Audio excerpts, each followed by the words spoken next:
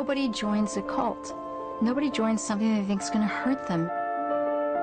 You join a religious organization, you join a political movement, and you join with people that you really like. I think in everything that I tell you about Jim Jones, there's going to be a paradox.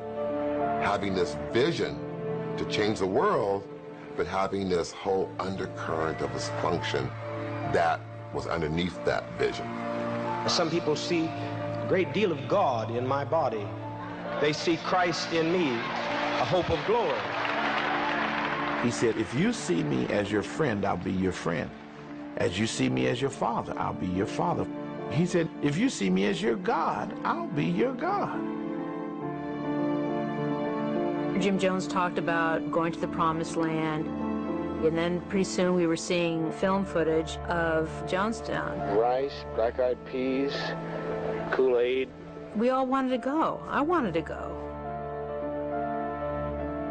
People's Temple truly had the potential to be something big and powerful and great. And yet, for whatever reason, Jim took the other road. On the night of the 17th, it was still a vibrant community. I would never have imagined that 24 hours later they would all be dead. Die with a degree of dignity. Don't lay down with tears and agony. It's nothing to death, it's just stepping over into another plane. Don't be this way.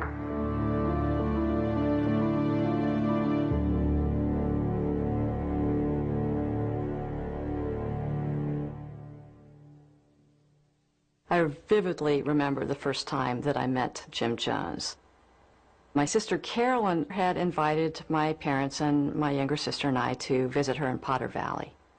We came, and there was this strange man in her house, and her husband wasn't there. Annie and I were sent out to go on a walk. When we came back, something had happened. Something terrible had happened, because everyone had red eyes except for Jim Jones. We didn't really get the story until we were in the car going home. He was carrying on an adulterous relationship with my sister. And because his wife couldn't relate to him as a wife, that Carolyn had taken over that role. Everything was plausible, except in retrospect, the whole thing seems absolutely bizarre.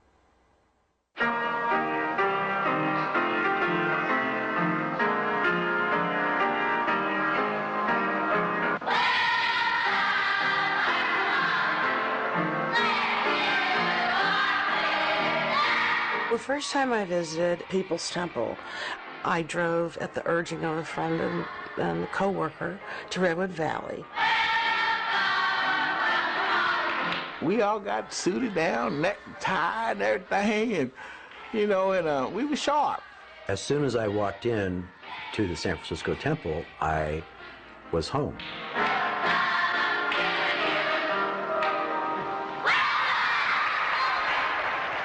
I was one of those kind of guys that I used drugs. I was an alcoholic. I drank alcohol and stuff like that.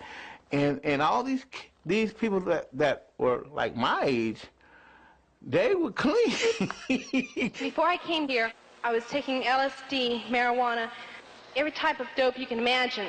Without our pastor Jim Jones to teach me the right way, I would not be in college right now. And for me, that was like, wow, man, I liked it. Thank you very much. Thank you. It was an interracial group. The choir was interracial. And they used to sing this song, never heard a man speak like this man before. Never heard a man speak like this man before. All the days of my life, ever since I've been born, I never heard a man speak like this man before. After they sang one or two songs, the whole place was lit up.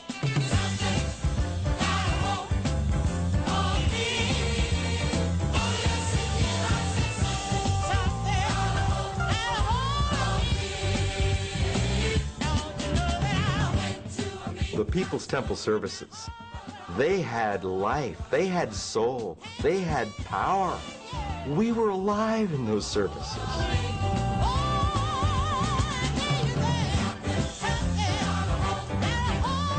I would be up jumping in the balcony and clapping my hands. If you came in as a stranger and didn't know anything about the politics, you were thinking you were entering an old-time religion service.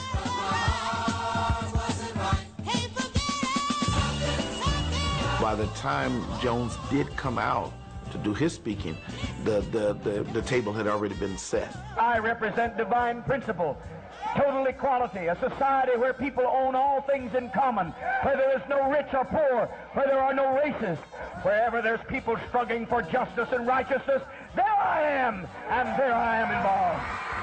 What he spoke about were things that were in our hearts. The government was not taking care of the people. There were too many poor people out there. There were poor children. The world is like a human family. The little child may not be able to go and draw a paycheck, but the father guarantees the child care. The grandmother may not be able to work anymore, but the father and mother guarantees her the right to live. Every single person felt that they had a purpose there and that they were exceptionally special. And that is how he brought so many young college kids in, so many older black women in, so many people from diverse backgrounds who realized that there was something bigger than themselves that they needed to be involved in, and that Jim Jones offered that.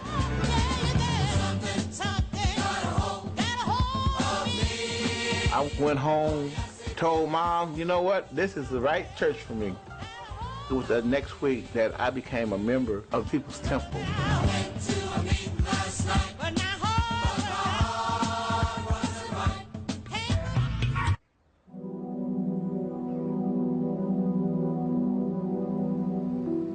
There's a little town in Indiana. The moment I think of it, a great deal of pain comes. As a child, I was undoubtedly one of the poor in the community, never accepted, born, as it were, on the wrong side of the tracks.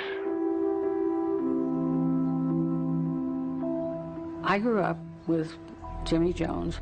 We started first grade together. My brothers used to go over to Jimmy's house and hung around his barn, which was where he played. From the time I was 5 years old, I thought Jimmy was a really weird kid. There was something not quite right. He was obsessed with religion. He was obsessed with death. My brothers came back with stories of him conducting funerals for small animals that had died. A friend of mine told me that he saw Jimmy kill a cat with a knife. Well, having a funeral for it was a little strange. Killing the animal was very strange. Jimmy's father did not work, did not have a job, and was a drunk. Jim's mother had to work in order to support the family. And he was kind of left to his own devices. You know, kind of the kid who ran wild in the street, you know what I mean? Listen, he was in a dysfunctional family. We got a nice name for it now. But when you live in a dysfunctional family, you think it's normal.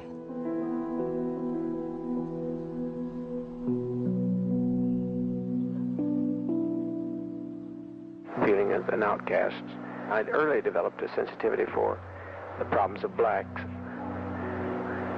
I brought the only black young man in the town home, and my dad said that he could not come in. I said, then I shan't, and I did not see my dad for many years. I'm a soldier. In Lynn, Jim Jones looked for community and couldn't find community in Lynn as a town, which had a population of, 1,000 people. But he did find community in the Pentecostal church. He saw that they were a surrogate home. He saw that the preachers were like father figures to their congregations, and that role represented power over the lives of your congregation.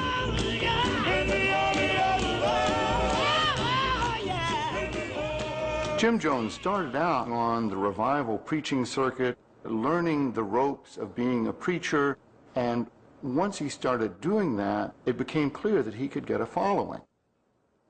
The first time I met Jim Jones was Easter 1953. My mother-in-law, Edith Cardell, had a monkey and it hung itself. And she wanted to replace the monkey. So she looked in the Indianapolis Star, and in that Indianapolis Star was Jim Jones's ad that he had some monkeys to sell. So it was through that that she met Jim Jones and came back saying that he'd invited her to church this next Sunday.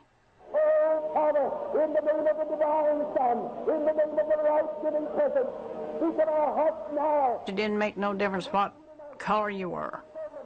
There was everybody welcome there in that church, and he made it very plain from the platform. We had some people that disagreed with Jimmy that got up in the audience and said they disagreed with him. They did not like this integration part of this services. We did ask people to leave the church one night because of that. I was the first Negro child adopted by a Caucasian family in the state of Indiana. Jim Marshland actually went to adopt a Caucasian child. The story goes that I was crying real loud, and it drew attention for Marshland to come over. And once she picked me up, I stopped crying. My family was a template of the Rainbow family. We had an African American. We had 2 American Asian, and we had his natural son, homemade. Jim was breaking new ground in race relations at a time when the ground was still pretty hard against that. Jim Jones was hated and despised by some people, particularly in the white community.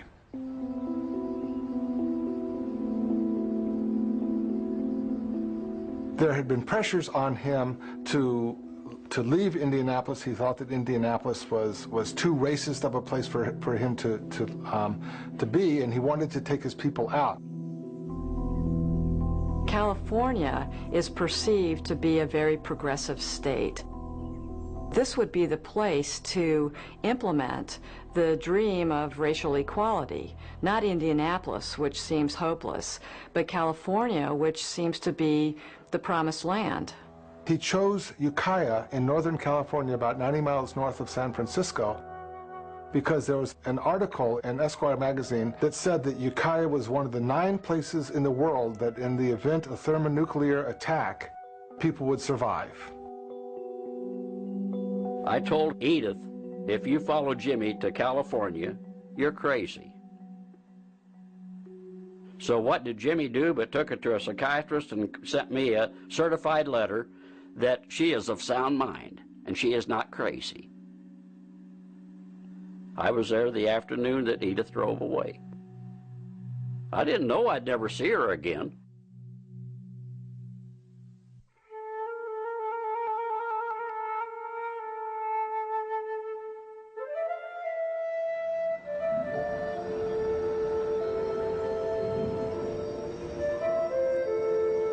The move to California was really fun.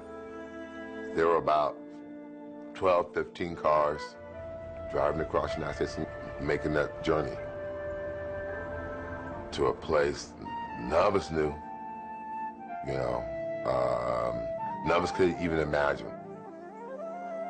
We were going to California, our new world.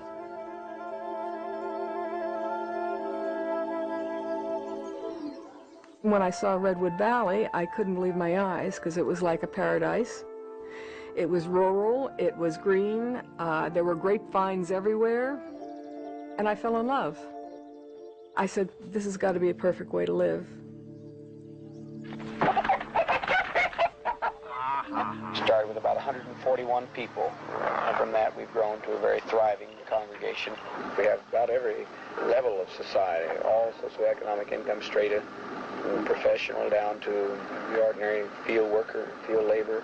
Really, it's beautiful to see that all these divisions have been broken down, not only race, but any differences of economic position. The focus of Jim's message was the taken from the Bible, where Jesus, in his earliest days, told people to sell all things and have all things in common. Jesus Christ had the most revolutionary teachings to be said, in the sense that he said to feed the hungry, clothe the naked, take in the stranger, minister to those, the widows and afflicted in their suffering.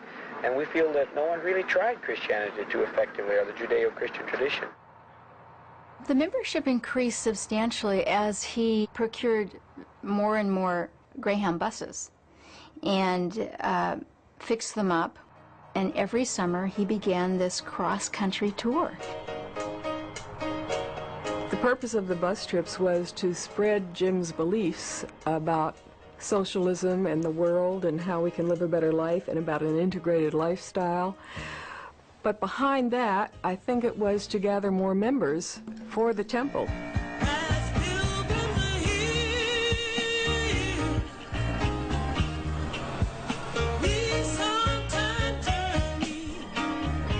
I decided not to go to Vietnam, and I was just at the point of what am I going to do with myself. I heard Jim Jones was going to be coming to Philadelphia and coming to Benjamin Franklin High School. And I went Wednesday night, and I listened to him, and I was impressed by how it was such an interracial group, and people were really happy. You got nothing to lose. Who else is going to stand, look you in the face, and say, come and I'll give you a job. Come and I'll give you a home. Come and I'll give you a bed. So I got nothing but a pension. Don't leave your pension behind. Who else will tell you that? Who'll tell you I'll put you on that bus tomorrow? I heard Jim Jones talking about equality among races, what it's like in living in California, in the Redwood Valley, the good works that they're doing, things that like I wanted to get involved with but didn't even know where to make an entree. And all of a sudden the answer was there. Somebody is going to get on the Freedom Train in Philadelphia. He was there for 3 evenings, and the third evening I went off in the bus and came to California. Surely, he's able to carry. When I joined People's Temple in the spring of 1966, there were exactly 81 members. 5 years later, an extended family of 80 people had become an organization of thousands.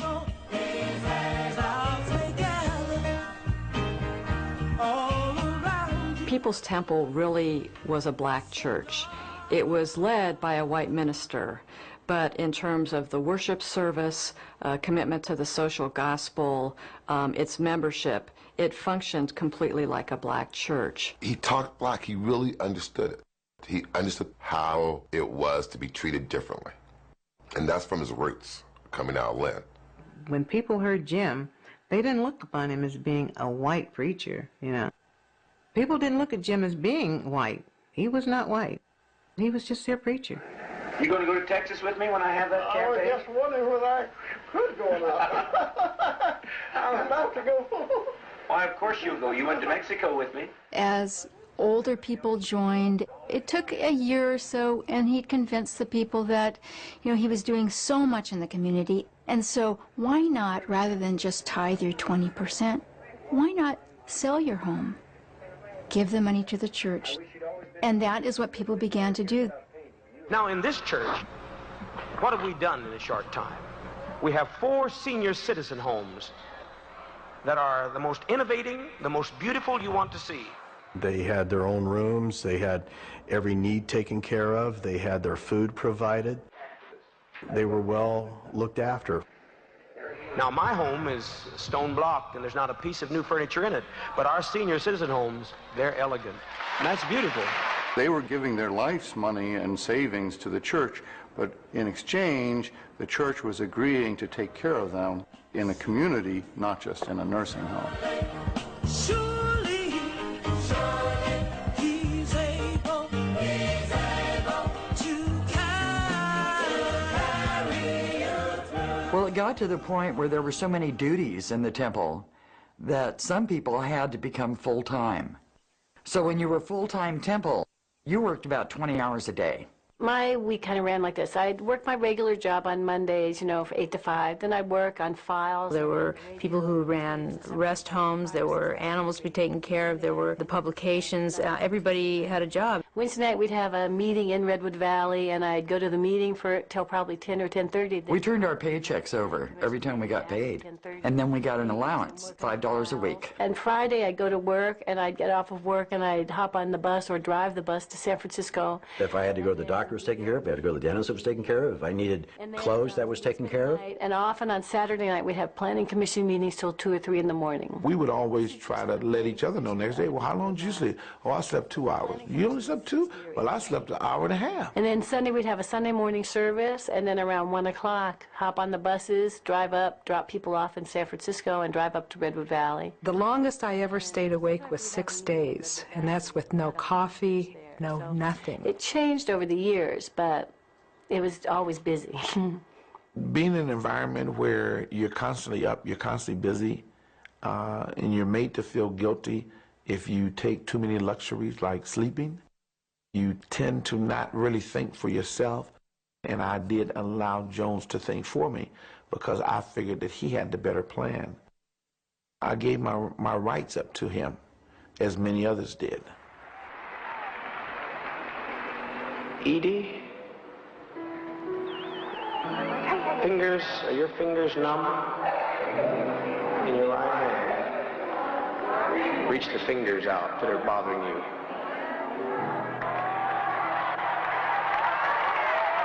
Now, is the pain gone?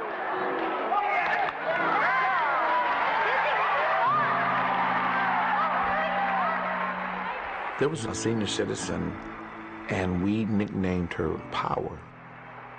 He would have her to come up in the midst of one of his meetings, and she used to say, "The man got power. The man got power, y'all." And the whole place would just go wild. Take your glasses off. Let's just dare in our faith. Now, look at my face. I love you. The people love you. And most importantly, Christ loves you. What do you see? One finger. One finger. One of the most incredible healings to me was this little old lady, and she was in a wheelchair. Jim said, "Darling, you know, today is your day. You're gonna get healed today." He said, we're gonna heal those legs of yours. You're gonna walk again." And the whole auditorium went totally crazy. Come forth, my dear. Stand out. Take that step. Bless your heart. Take that step. And she takes this real slow, shaky step. She said, "I can feel it." He said, "Yes, I know you can feel it. Now take your other leg and do it." And it's another real slow, shaky step. And he says, "Now I want you to walk toward me." Move forward. Move forward. Move forward, darling. You can do it. And she starts taking forward steps. And pretty soon, she is walking. And she starts walking up one of the aisles. And pretty soon she's running. Well, by this time, the whole congregation's running down these aisles with us. We're all just running around the aisles, just whooping and hollering up a storm.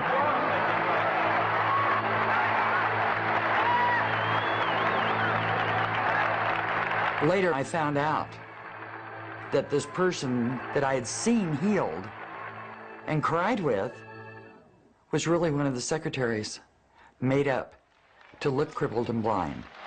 Never shall forget what he's done for me. Oh, what he's done for me. Oh, what he's done for me. Oh, what he's done for me. I never shall forget what he's done for me. For those people that hadn't grown up in the apostolic world, Jim would say, you know, I know this is different for you, but for people to come from extremely religious backgrounds so that I can bring them forward to the message that's so important for all of us today, and that is activism, then I need to speak on each person's level. He said, a lot of you people, you Christian people come in, you're so hung up on this Bible. He said, this black book has held down black people for the last 200 years. He said, but I'm going to show you this has no power. So he leaned way back like a football player, and he flung it. And when he flung it and let it go, the place got dead quiet. Like, and he waited till it hit the floor. Pow! When it hit the floor, he stood and he looked back and forth. He said, now, did you see any lightning come from the sky and strike me dead? You're going to help yourself or you'll get no help. There's only one hope of glory. That's within you. Nobody's going to come out of the sky. There's no heaven up there. We'll have to make heaven down here.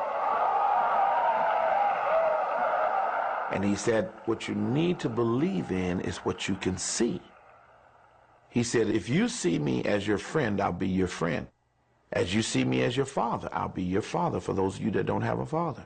He said, if you see me as your Savior, I'll be your Savior. He said, even so, if you see me as your God, I'll be your God. Said I never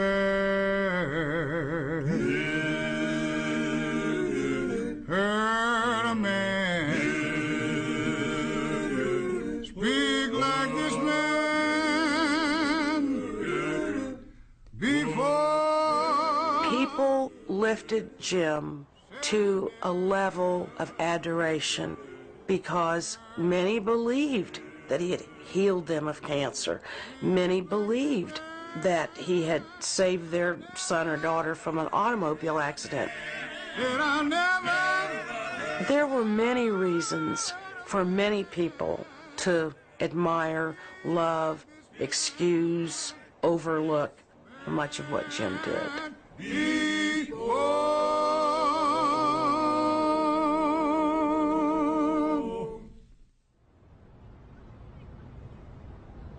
I had been in the temple for just a few months. I was sent backstage in Los Angeles to get something for somebody. I don't remember what. And Jones happened to be coming out of his room, and he said, "Hi, Tim, how are you doing? How's it going? How do you like everything so far?" And, "Oh, I like it a lot, and, you know, it's really cool." I don't remember exactly. And he reached up and kind of patted the back of my neck, and he said, "I'll fuck you in the ass if you want." And I just kind of stammered, no, you know, no. And he said, "Well, you know, if you ever want that, that's okay, you know, just let me know and we'll do that." Jim said that all of us were homosexuals. Everyone except, he was the only heterosexual on the planet, and that the women were all lesbians and the guys were all gay, and so anyone that showed any interest in sex was just compensating. What he explained to each of us and in sermons was that sexual relationships were very selfish, and they took away from the focus of the church, and that was to help others. Jim was not celibate. Nobody knew that until perhaps it was their time to find out. What he spoke from the pulpit wasn't what he did behind the scenes. I remember one night, one of the brothers had stood up and said, "You know, I think everybody that wants Father to screw him in the butt, you need to take an enema first." I'm telling you the truth, man. I'm telling you the truth. And then the question went on, well, how many of you in here have had him to do that? And whether they were lying or just following suit, hands of the men just went up around the room. And I'm sitting there petrified, because I'm like, is this what it's leading to, that I'm supposed to get to? And I'm thinking, But I played it off like, okay, I'm being cool. Okay, if that's where they at, that's not where I'm at. Because I'm thinking, my wife, I'm happy with my wife. You know, as far as I'm concerned with this sleep I'm not getting enough anyway. One of the powerful things that Jim used to keep us to not think was that we were never really allowed to speak with one another. I'd look around and I'd say, am I the only one that feels this way? I learned eventually not to say anything to anyone. We had a lady who visited us a week ago here and was speaking to one at the door, and she was a member of a prominent church, a pastor's wife. And she said, I think that the poor should be made to control how many children they bring into the earth. You remember? Some leading scientists say we have to have euthanasia. Oh, no. Oh, no.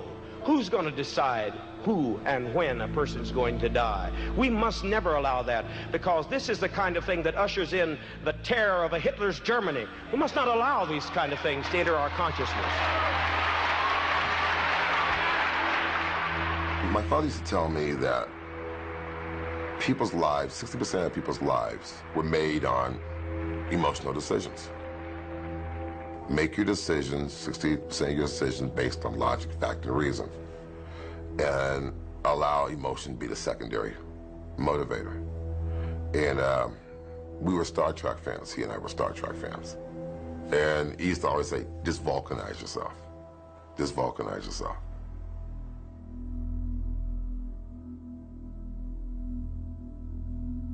We were celebrating New Year's Eve. There were about 120 people. Jim started talking about our cause, and he said, this punch is going to be passed out to everybody here. We all drank our punch, and then, he said, you just drank poison. And we will all die right here in the church together as one. The women were just screaming, oh no, my baby, my baby. And others just sat there. And all of a sudden Jim says, that wasn't poison you drank. Jim said that this was a test of loyalty. He just wanted to see if we were truly committed to our cause, and that was how we would show it. Well, it wasn't about our loyalty, because we were demonstrating loyalty all the time. Coming there, being there in the meetings, sitting, listening, supporting, working. And I thought it had a lot more to do with Jim's sense of rehearsal. Did he feel like he was potent and omnipotent enough to really get people to kill themselves when he said so? And that frightened the hell out of me.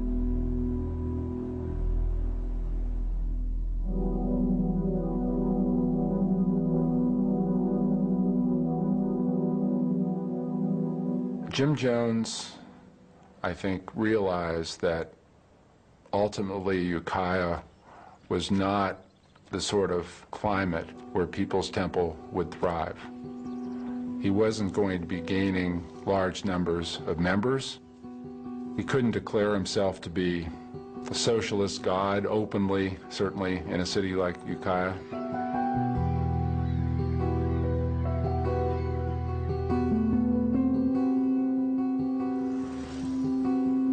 In San Francisco, Jones walked in on a sort of a wild kind of party where there was a lot of new faces and new sources of power.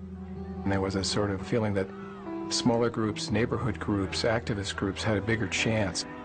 I think the early 60s had been a time of great optimism. There was a belief that we could change the world through social movements.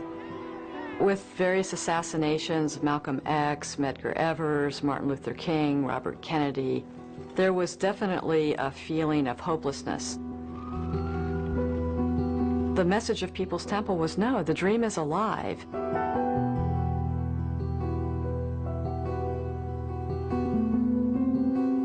If you had a demonstration in San Francisco and you wanted people to show up, Jim Jones, the People's Temple, could be there in 20 minutes with hundreds of people, and we would be enthusiastic. There was an attitude of, we can change the world. And that's what we wanted to do. These people would be on time, they'd be polite and nice. They were a span of ages, a span of races. They were tailor-made for a political rally. To a politician, it was like a birthday cake times 12. You've managed to make the many persons associated with People's Temple part of a family. If you're in need of health care, you get health care. If you're in need of legal assistance of some sort, you get that. If you're in need of transportation, you get that. And that's the kind of religious thing that I'm excited about and have some respect for.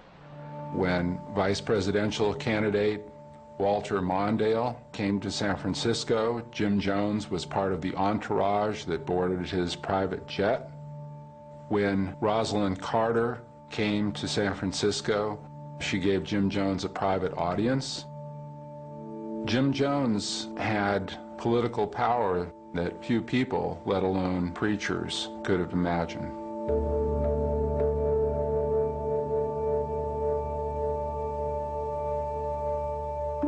Jim Jones represented the People's Temple as a progressive movement that was threatened, that there were outside forces who didn't want us to do what we were doing, and it was the government.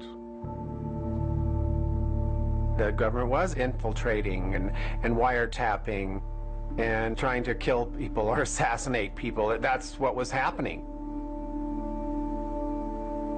He was always paranoid that someone was going to get in and try to kill him. That they had two people that had dedicated their lives that they were going to jump in front of Jones and take the bullet, kind of like the Secret Service, so to speak. Jim started changing a lot in the 70s. He was taking drugs.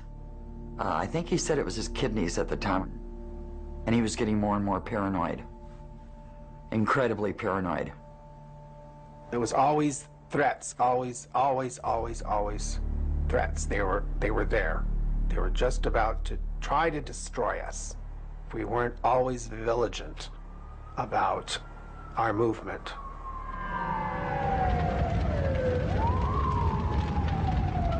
There was a fire in the San Francisco temple. The temple was burned down and had to be rebuilt.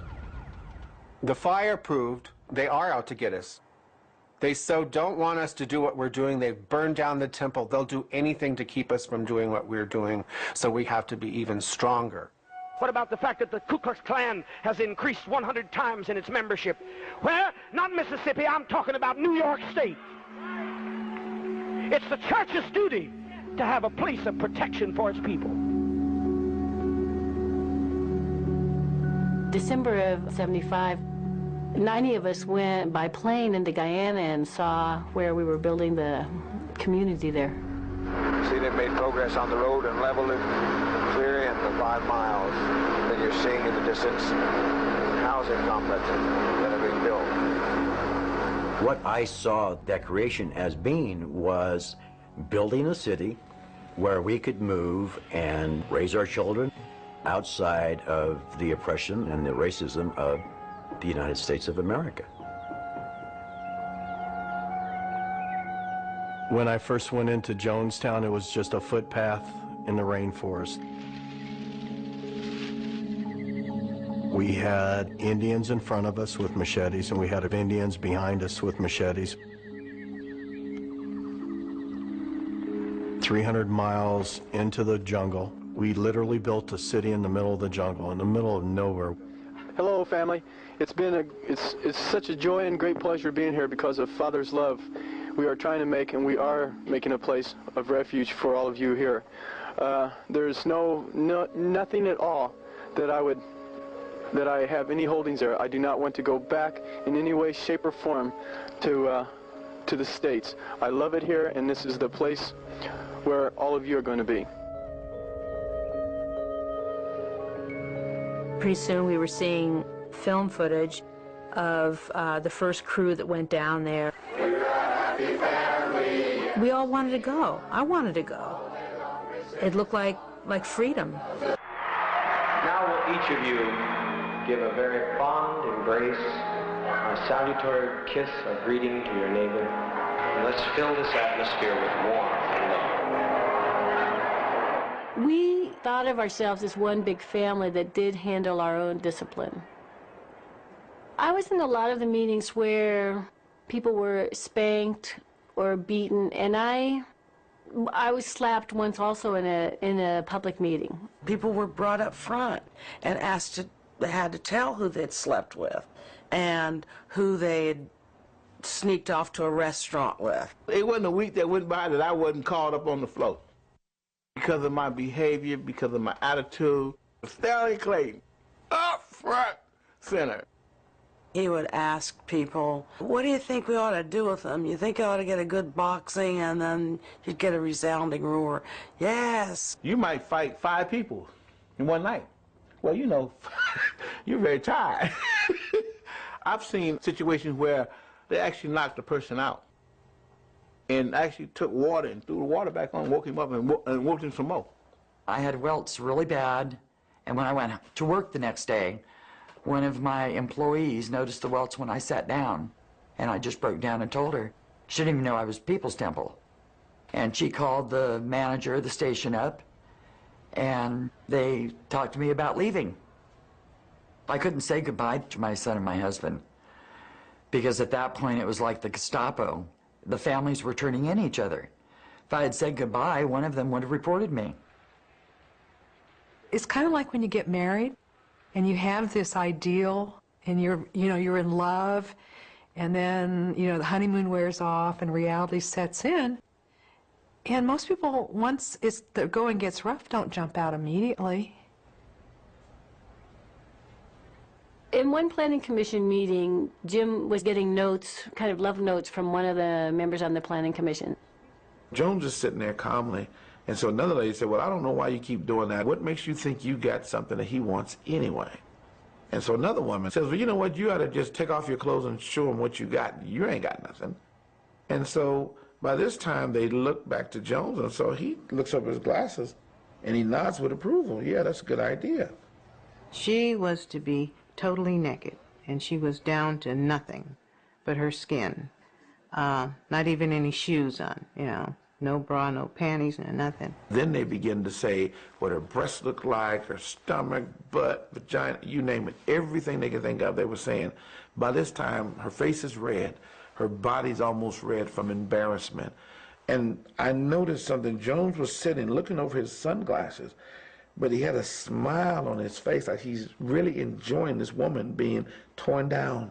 I have a conscious memory of sitting there thinking to myself, this is wrong. And I didn't do a damn thing to stand up and say, this is wrong. It's like a child in a dysfunctional family. On a certain level, it's normal, I just kind of took everything in stride. But then we felt like we had gotten involved and gotten in so deep that it was actually no way out.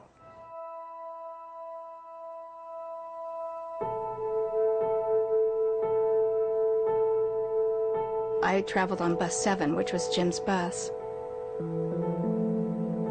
And he sat down next to me. And I was sitting there and I thought, that's weird. It smells like alcohol next to me. And he leaned over and he said, do you know what you do to me? He had informed me that I was to come in, and on bus 7 there was a room in the back, which was like for just him. He had books, he had a desk, he had a bed. When everyone got off the bus at the rest stop, I went into his little room and I sat there and waited for him. And finally, he opened the door, and without any talk or anything, he just pulled down his pants and had sex with me. And as I lay there, frightened, not sure what to do, and as I shivered, he'd say to me, this is for you. I'm doing this for you, Debbie.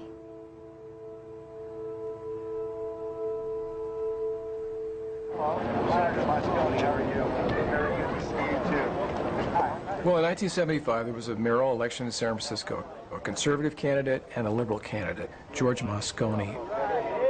How you doing, all right? All right. Jones had several hundred people who would go door to door election day. Instead of a group that might give you 20 or 30 of these people, or 100, you had 300 or 400. God bless you for being here, and let's go on and win. The Moscone election was very close. The margin of victory was probably no more than 4,000. So you had to credit a big chunk of decisive votes to People's Temple.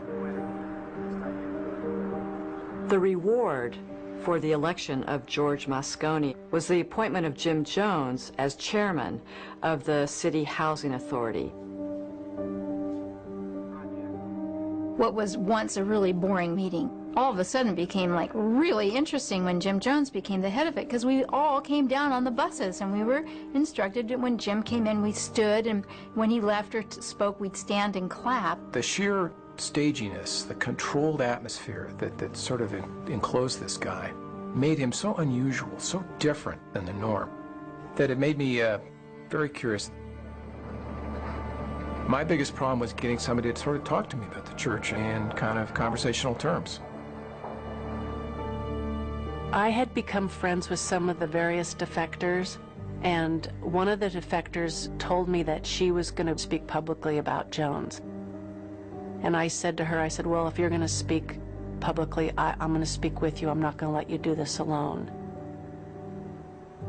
I finally heard from some ex-members who heard I was interested in writing a story about the temple for New West magazine. And they took a chance. They called me, and some of them said, you know, you don't know nothing about the church. Wait till I tell you what I went through. Before the article was going to break, Jim convinced the publisher that she needed to read it to him. He was on one phone and I was on taping the other end of it while somebody else listened on another one. Jim didn't understand that there was no way he could talk her down from whatever this article was going to say. And as she continues to read this article, he's looking around the room at about 5 of us, and you could tell that he's becoming more and more anxious, and you know, his mouth becomes drier and drier. And he realizes that this article is going to be hugely damning. And it was midway through it, he mouths to all of us in the room, "We're leaving tonight." They flew out to Guyana 6 hours before that article was going to hit.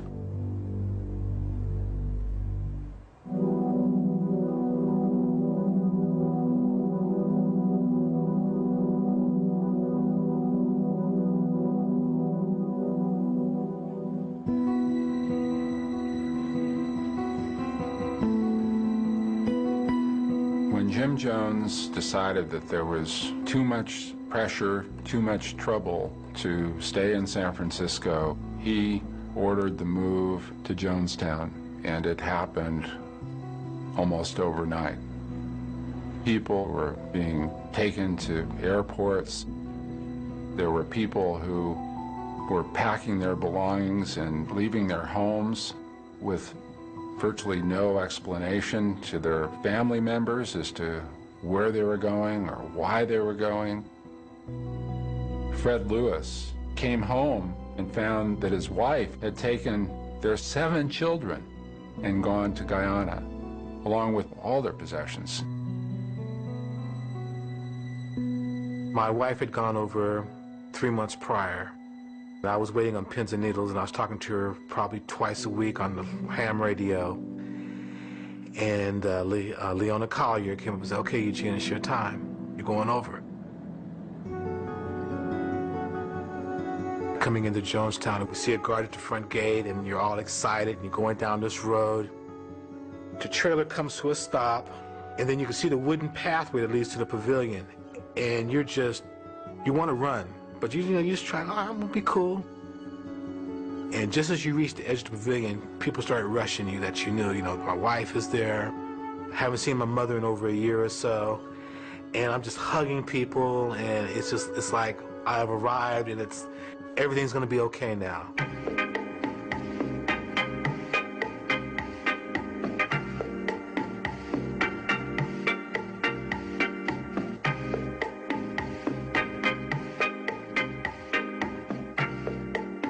I had never been so totally happy or fulfilled in my life. I can't begin to describe it. You could sit here and talk all day long and no words could describe the peace, the beauty, the sense of accomplishment and responsibility and camaraderie that's here, it's overwhelming. It really is. You can't describe it. You know, it's just such an exciting time. Everything was new and unique and just fun. You know, we just had fun with it as it grew. I just love that we created what we ate, that we did all these jobs. What do you think about your friends back down in the state? Do you think they should be here? Well, do you want to share with them this morning? Speak up. I wish I could. Well, can you do share it? with them? Would you do it? They won't listen to me. They won't listen to you, huh? When you don't have anything, you own Jonestown. You are part of Jonestown. You were a shareholder at Jonestown if you were African American. It gave them the opportunity to really be a part of creating a utopia. Tell me why, tell me why, tell me why. Why can't we live together? Tell me why, tell me why. Why can't we live together? Everybody wants to live together. Why can't we live together?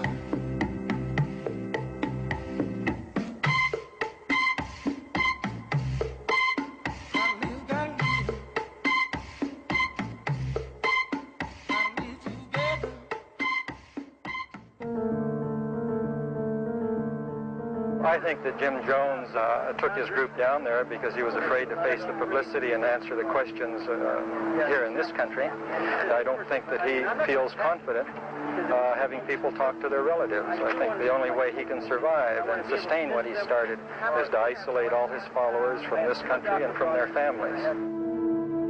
The concerned relatives were the ex-members who wanted other family members still in the church to know they could leave.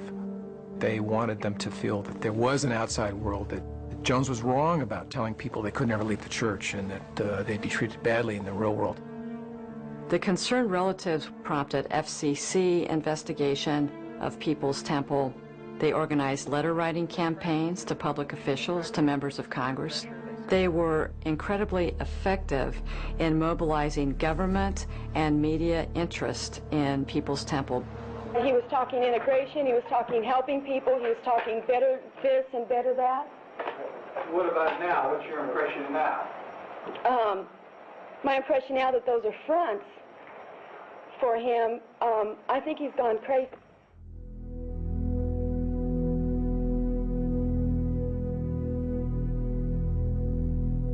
When Jim Jones wasn't there, things tended to be a little bit lighter. You know, people would be dancing or singing. There'd be music in different cottages. But when Jones was present, it was very, very dark. It was almost like a dark cloud. In Jonestown, there was a speaker system, and only Jim spoke on it, and it went 24 hours a day, and he would tape himself. So in the middle of the night, all through the night, his voice was talking to you. The United States is calling for the removal of all blacks and Indians, so is England, and want to have their immigrant black Indian population removed in 6 months. We had no other radio or TV or communication with parents or any kind of, update that could show us really that there's a whole other thing going on besides what Jim was interpreting for us. I make my stand clear. Give us our liberty or give us our death. No matter where you were, you could hear. You could hear it in your bunk at night. You could hear it when you're in the outhouse. You could hear it when you were working in the field. You could hear it all the time. At least on those terms, we choose our death, and no one chooses it for us. Don't try to take any of our children. There was this pervasive sense of being under attack in Jonestown. He told them that things were just getting worse in the United States. They couldn't go back home. And not only that, but these forces were traveling to Guyana to destroy them there. We can't know how much of a conspiracy there is in the U.S. Maybe it's economics. Who knows what it is? I'm not able to say. But I do know it's real. It's obvious that Martin Luther King was murdered by conspiracy. Malcolm X. Over the summer of 1978, all of us noticed that Jim seemed to be getting sicker. His harangues over the loudspeaker were getting more and more frantic and really just sounding more and more insane. He had gotten to the place that even his voice was becoming slurred. And he said it was because the nurse was giving him the wrong medications. But yet and still, every day it was getting worse and worse. Every night at some point, his voice would come over the loudspeaker and he'd say, "I'm sending somebody out tonight. Somebody you know, somebody you trust. And they're gonna act like they want to leave. But this is a loyalty test, and you need to turn them in." A father would turn in a son, a husband would turn in a wife, a small child would turn in a parent. There was no freedom to express to one another what was going on because everything was suspect. The most forbidden thing to express was to leave. He had a real issue with separation. People could not leave him. He took it as a betrayal to the cause and to him personally. He said, "I really want to get away from here, and by Christmas I will be gone." By Christmas, do you want to be gone? Yeah, well, by Christmas, do you want to be gone? By Christmas, do you want to be gone? I would ask you, could I go home to make a trip to see my people? I have the power to send you home by Christmas, but it's not on Trans World Airlines. It's blasphemy. It's blasphemy to talk about going back when you have not been given any approval. Do you want to go home? No. Well, then be seated and shut your mouth and don't be in my face anymore.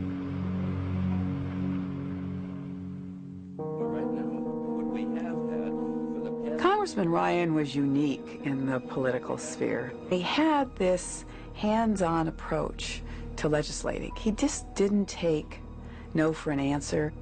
So when he was in the state assembly, he went to Folsom State Prison and spent a week as an inmate to understand the prison issues and prison reform. He became concerned because a number of residents in San Mateo County had become members of the People's Temple, and family members started contacting him, concerned about their whereabouts and concerned about whether or not they were being held against their will. The word we were getting was that there was an armed encampment. It was enough for the congressman to say, you know what, I want to go find out for myself.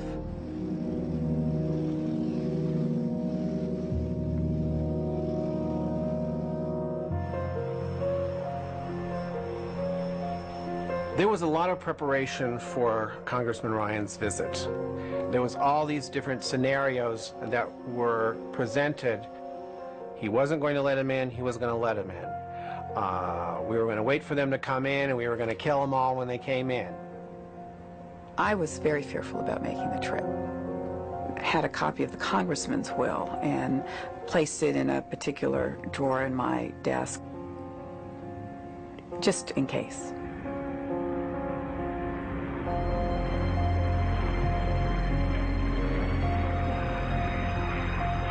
We flew in sometimes in the afternoon, about 6 p.m.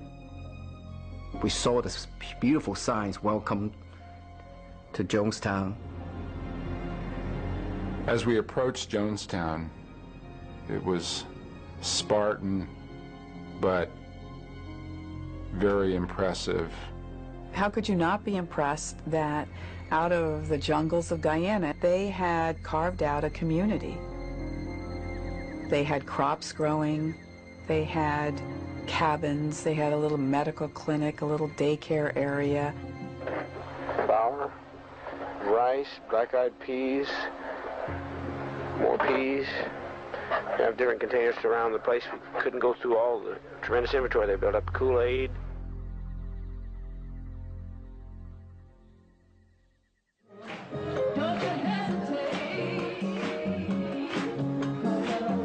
When Brian's came, he came on a Friday night, and we put on a reception for him.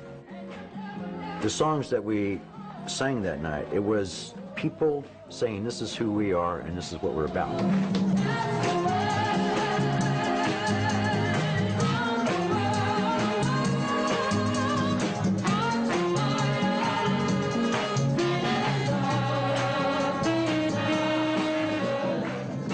It was a vibrant community. I would never have imagined that 24 hours later those people would be dead.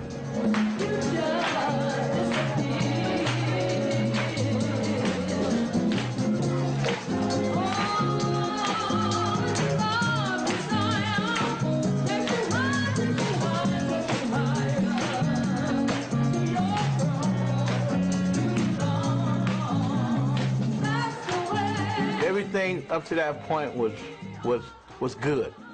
Everybody was thrilled that Brian was thrilled. He just kind of praised us. I think that all of you know that I'm here to find out more about questions that have been raised about your operation here. But I can tell you right now that from the few conversations I've had with some of the folks here already this evening, that whatever the comments are, there are some people here who believe that this is the best thing that ever happened to them in their whole life.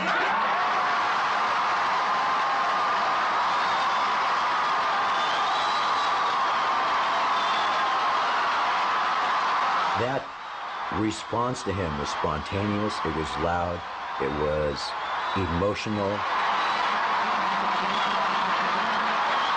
What I was feeling was, this is an opportunity that I can vocalize how much I believe in what we are doing here. The reporter next to me said, I've never felt anything like this before. And I said, because you haven't felt anything like this before.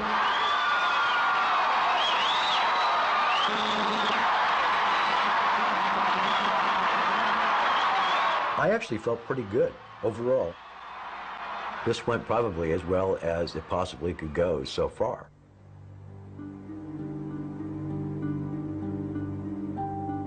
When Congressman Ryan came, I wanted to pass him a note. It said, help us get out of Jonestown. When one of the reporters was walking around towards the edge of the pavilion, I stuck the note in a fold of his arm, and it fell to the ground. And so I picked up the note and I gave it back to him. I said, you dropped something. And this little boy, about 9 years old, started saying, he passed a note, he passed a note. Don Harris, who was the NBC reporter, came up to me and Congressman Ryan and handed us these two notes from people that wanted to leave. So at that point, we knew that something was very, very wrong.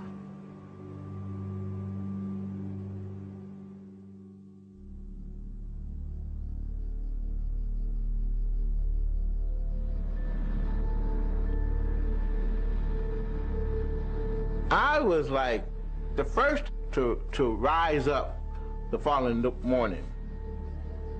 It was a bright, sunny day, but it was a dark day. It just didn't feel right. We were there supposed to interview some of the family members to ask them why they cannot leave. Are you happy here? Oh, I should say I am. I've never been any happier in my life. You want to stay? Definitely. I certainly do. Some people have said they couldn't leave if they wanted to. Do you think you could? Yeah, if I really wanted to, I'm free to go. If I was really wanted to, I'd be able to free to go. Well, I believe it. I've been here a few days, and I have absolutely no complaints at all. It is really nice here. It is really nice, and I'll be leaving in a couple of weeks, and they could come with me, but they said they didn't want to come. Literally out of nowhere, the storm came blowing in. The sky turned black, the wind came up, and it just torrential rain.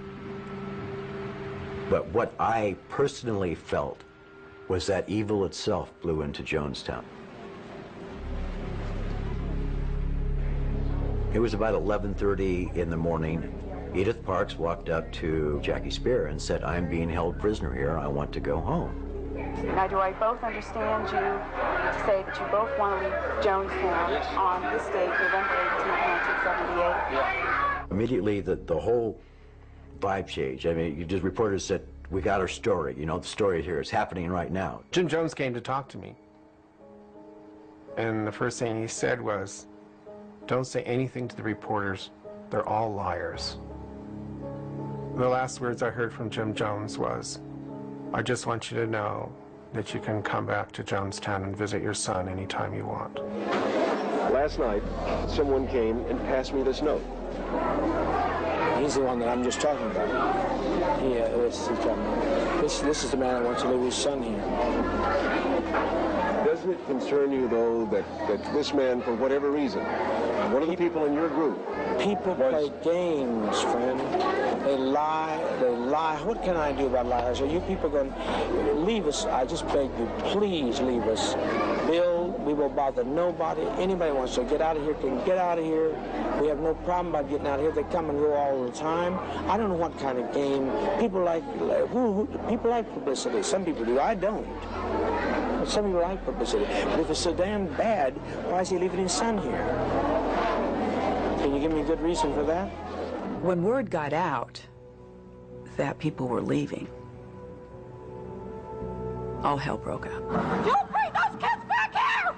Hold on a second. You bring them back! One second. Don't you touch my kids!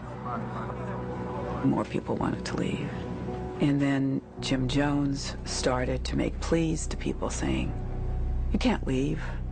You're my people. Why do you want to leave?" It was an emotional roller coaster for everyone there. Don't you touch my kids! Mother! Wait, buddy, wait. No! Jones was in the pavilion. At one point, he said, "Well, of course you can go if you want." But clearly that was not the message. The message was, "You are betraying me." I went and I spoke to the congressman in the pavilion. I told him, "You are in extreme danger. You need to leave." And he said, "You don't have anything to worry about." He says, "You have the Congressional Shield of Protection around you."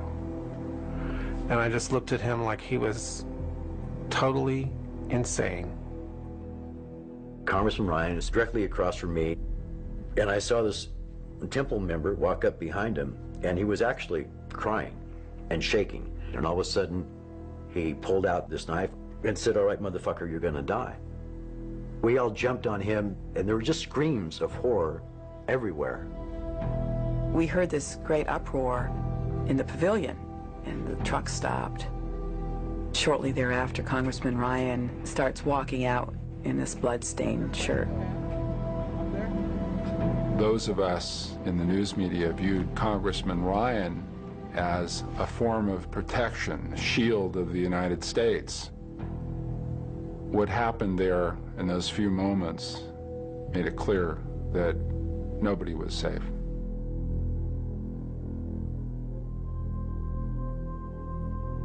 I went back to my cottage. All I wanted to do was see my wife and my son. Gloria and I were laid down on the cot, and we just held each other. And I said, "You know, I think we may all die." And she said, she kind of looked at me, and then she looked down at our son, who was playing on the floor with the toy, and she said, "You're scaring him." I had literally opened my mouth to say, "We need to leave," when there was an announcement on the loudspeaker, "Will everybody report to the pavilion for a meeting?"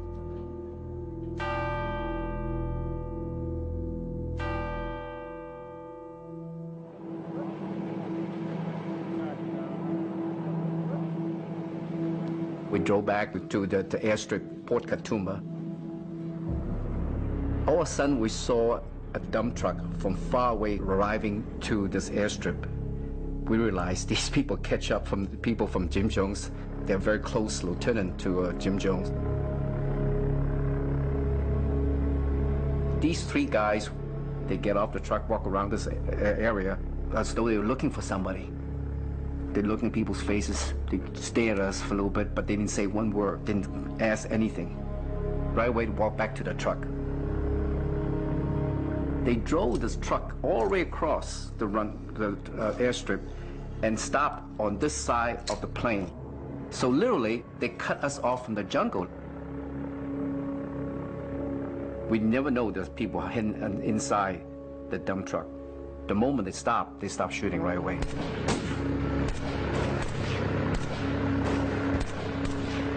Everybody ran towards the plane, on this side of the plane. They tried to hide underneath the wheels. And the congressman ran under the plane, and I sort of followed suit and got behind one of the tires. All you can hear is a gun pop, pop, pop goes off constantly. We lie flat on the tarmac at that moment. But shortly afterwards, I heard my partner, the cameraman, he yelled, "Oh shit," he said he got shot. He was sitting up. There were people tumbling and yelling and letting out cries as they were hit.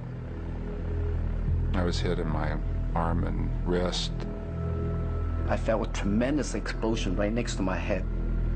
I got a tremendous pain ran through my arm and on my shoulder. I was literally shaking, but I didn't move. I took the pain and hold still. I was lying on my side, pretending that I was dead, with my head down, and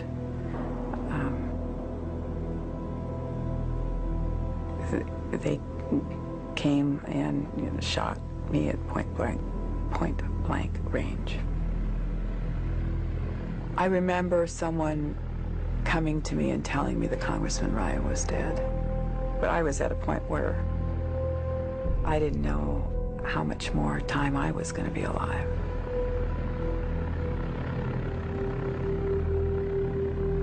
The gun's dead, and all you can hear, this one engine was still running, so all you can hear the engine noise.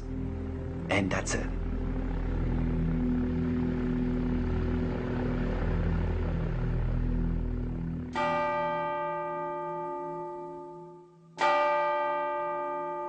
We walked up to the pavilion together with everybody else. It was very quiet, it was very somber, it was very sad, but it wasn't a death march. The congressman's dead. You think they're going to allow us to get by with this? Must be insane. They'll torture some of our children here. They'll torture our people. They'll torture our seniors. We cannot have this.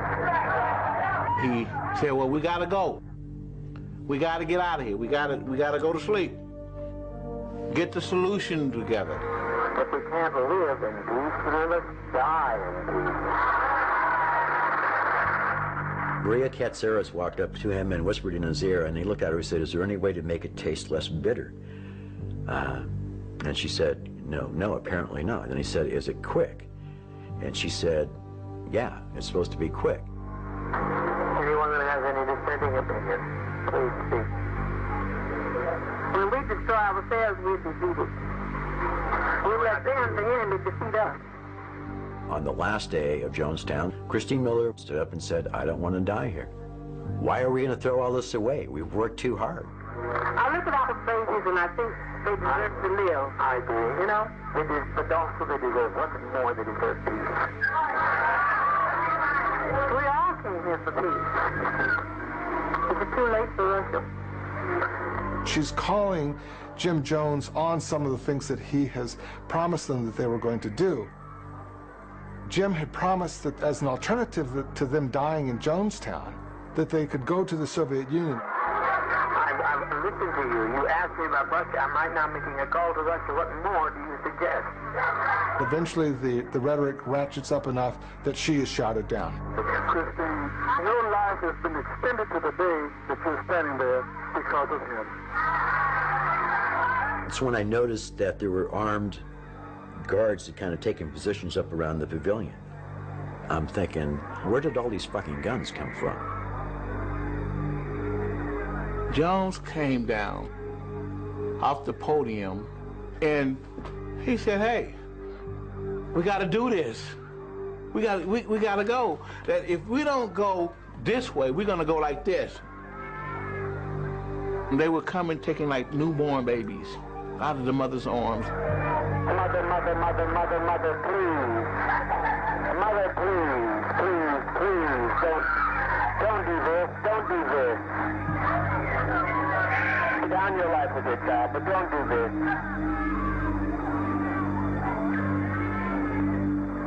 There was a young kid, his name was Thurman. When he came inside, he bumped into me. At that same time, he's falling to the ground and he's going into convulsion. Hurry, hurry, my children, hurry. All I say, let's not fall into the hands of the enemy. Hurry, my children. Hurry. I grabbed the kid from the shoulders up. In that process of taking him out of the pavilion, this kid died in my arms. I just felt the life go out of him.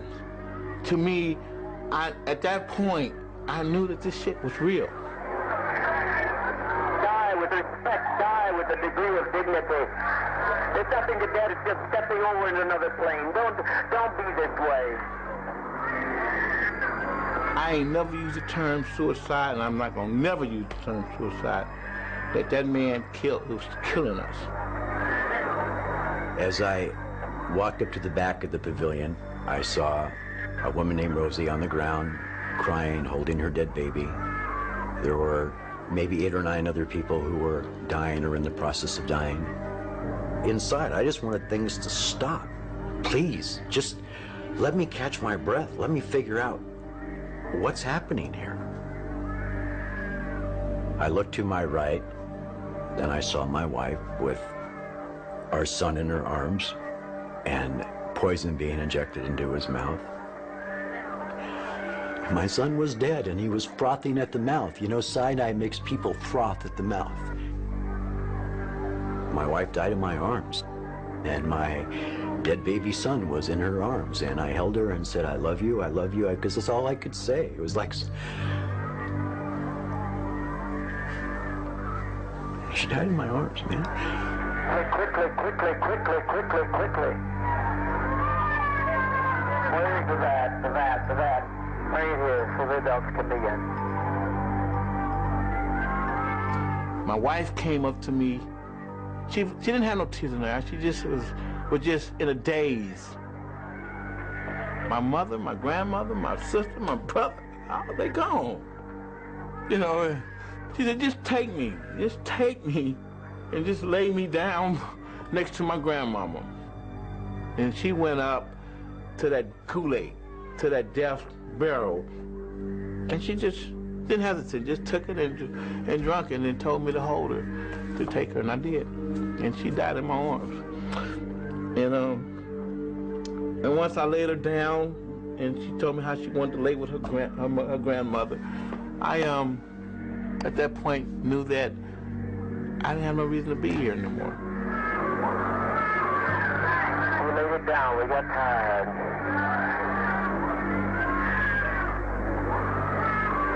We didn't commit suicide, we committed an act of revolutionary suicide protesting the conditions of an inhumane world.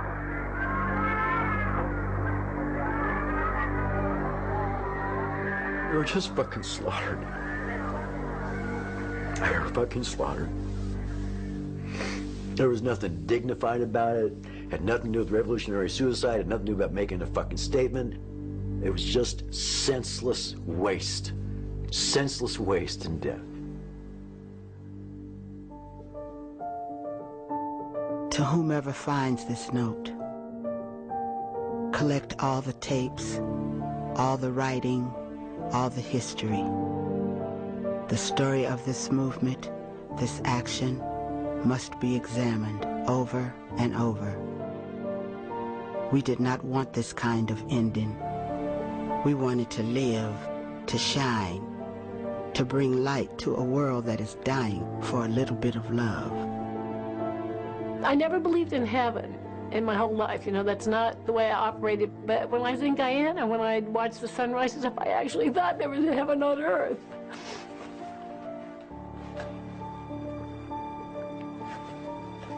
And now I can't believe in heaven anymore. There's quiet as we leave this world. The sky is gray. People file by us slowly and take the somewhat bitter drink. Many more must drink. I'm saddened because it didn't work out, because it just seemed so beautiful. And I'll say this about November 18th. I felt I'd lost a family, and I knew I had lost my children. A teeny kitten sits next to me watching. A dog barks. The birds gather on the telephone wires. Let all the story of this people's temple be told. We were people that we wanted to make a change. It's a shame it didn't happen. It might not never happen. But one thing I can say, at least we tried. And we didn't sit back and wait on the laurels of somebody else to try it. Yes, we tried it. Yes, it was a failure. Yes, it was very tragic. But at least we tried. If nobody understands, it matters not. I'm ready to die now. Darkness settles over Jonestown on its last day on earth. I'd never had any dreams of Jonestown until this one dream came. I could see myself in Jonestown walking, and when I looked to my left, there was my son. He was standing in the middle of a duffel bag, and just right when I got ready to reach to touch his head, he pulled the bag up like this, and the bag fell, and he was gone.